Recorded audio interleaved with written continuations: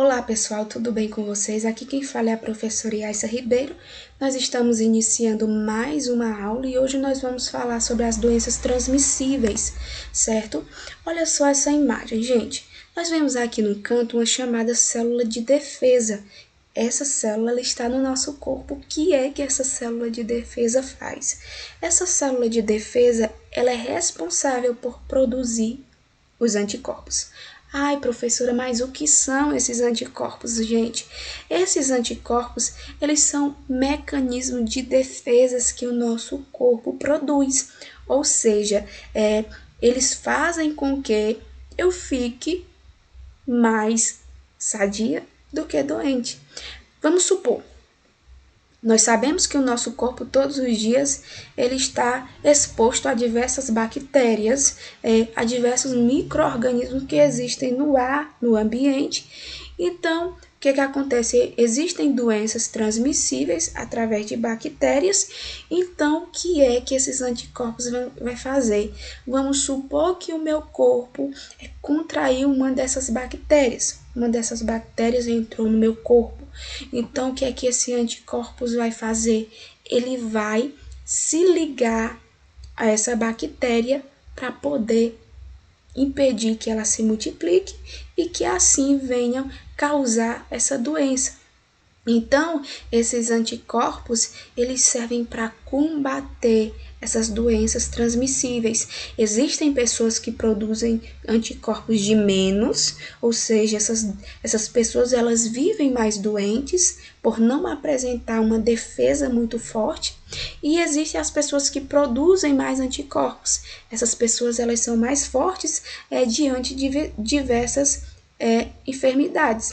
E nós vamos ver que existem as epidemias, as endemias e as pandemias. Como é que acontece uma endemia? Pessoal, no caso da epidemia, atinge um grande número de pessoas em uma determinada região. Ou seja, não é o mundo todo, não é o estado todo, não é todas as pessoas que vão ter essa doença, certo? Então, vamos supor que o estado do Ceará teve uma epidemia de dengue, né? Então, eu estou dizendo o quê? Que no estado do Ceará está tendo uma epidemia de dengue. Existe um número de pessoas, um grande número de pessoas naquela região que contraiu aquela doença. Então, isso é uma epidemia. No caso das endemias, é uma doença, ela vai ficar ali naquele lugar, vai persistir por vários anos em uma região. Então, quando essa doença vem e ela fica e ela não vai embora e persiste ali por vários anos, eu chamo de epidemia. E nós temos também a mais conhecida, que nós estamos ouvindo falar muito, que é a pandemia.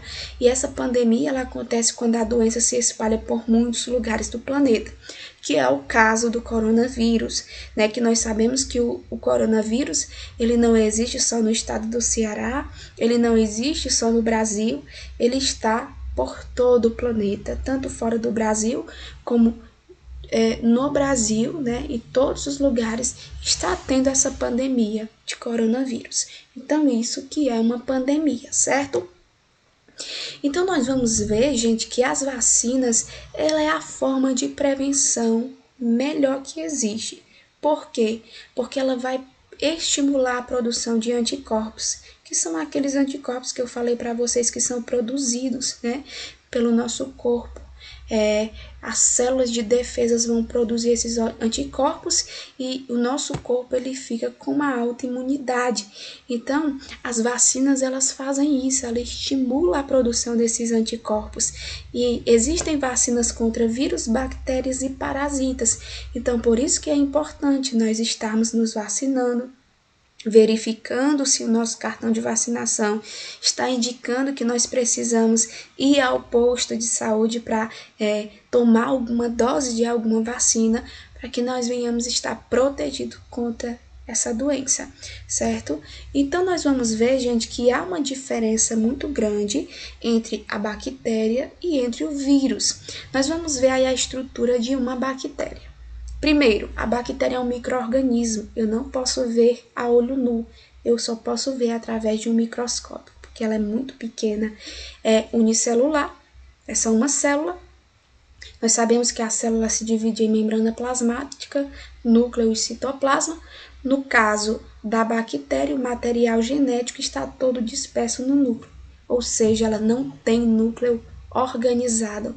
E outra coisa, gente, as bactérias ela é sensível aos antibióticos, ou seja, eu posso combater, eu posso matar uma bactéria através de remédios chamados antibióticos, certo?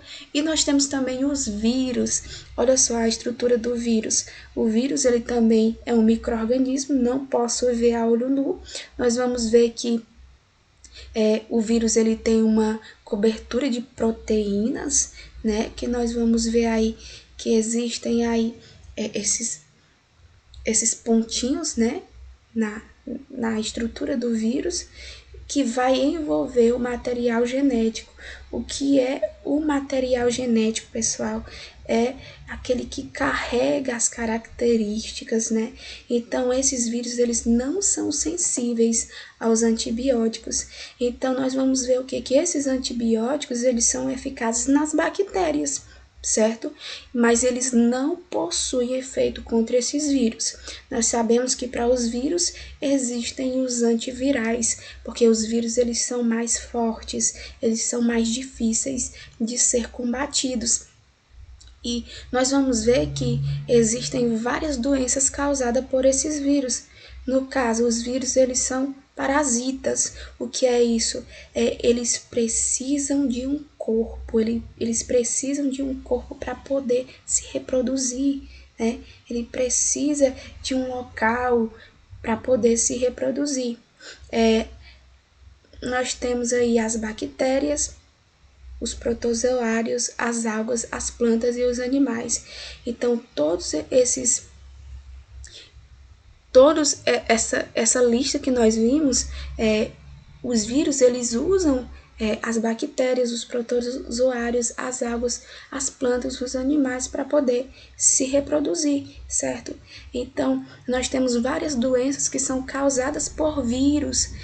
Nós vamos ver que existem as viroses, que são a gripe e os resfriados, a poliomielite, o sarampo, rubéola, catapora, cachumba.